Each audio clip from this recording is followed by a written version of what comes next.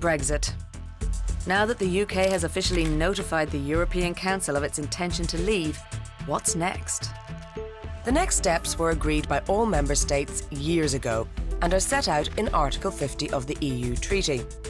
The other 27 leaders of the European Council adopt guidelines for the negotiations with the UK. Those guidelines can be amended throughout the negotiations.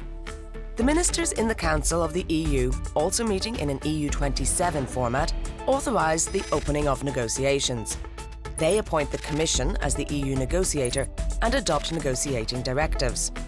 On behalf of the EU27, the Commission negotiates with the UK, reporting back to the leaders in the European Council and the ministers in the Council.